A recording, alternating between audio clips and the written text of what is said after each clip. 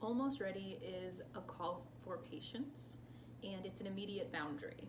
When you're getting ready to hear a survivor's story, you can feel a lot of anxiety, and that makes it about you and not about them. So the first sound you hear in Isabel and the Runaway Train is the sound of a survivor saying, "You have to wait for information." And the quote that I picked for this is, "I need to know that you are ready to hear a wise complaint come through loud and clear." And that's another boundary.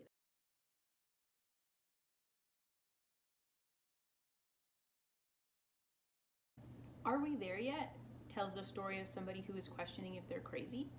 And a lot of people who've been through trauma, we get really afraid that we're going to be called crazy or other derogatory terms.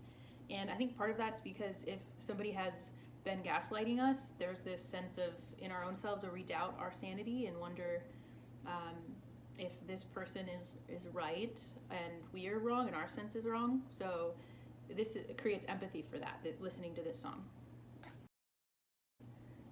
If there were one song from this show that I wish everyone would hear, that would be Believe Me.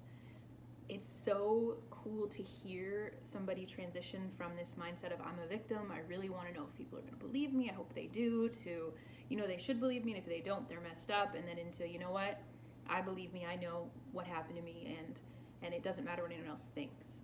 And I think that listening to it can really help you understand how important believing survivors is. Crumble is one of the angriest songs I've ever written, and it is so powerful.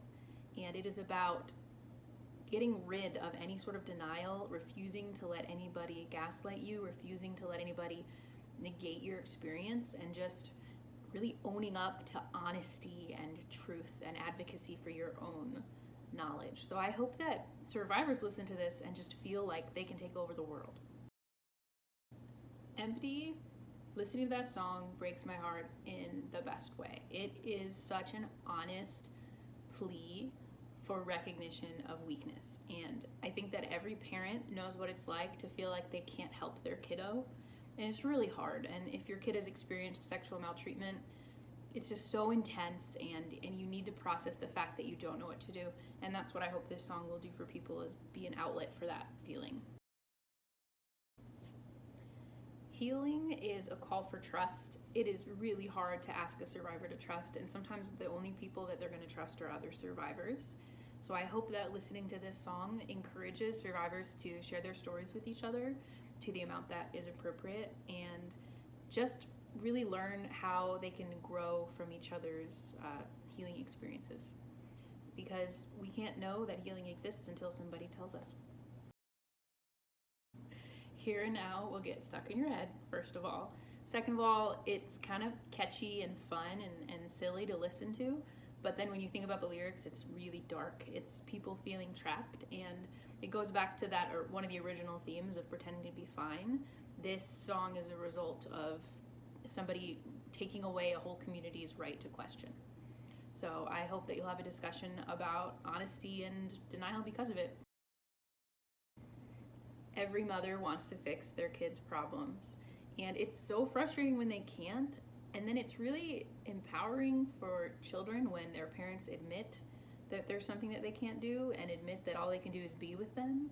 So that's something Isabel gets to experience. She gets to experience her mom recognizing, like, I can't fix this for you, but I'm going to be here with you and I can make it through. And I hope that this song helps you kind of redirect your helpful energy into something that's going to be more productive. I Love You, Isabel is so sweet. Hearing Chris sing this song always makes me cry.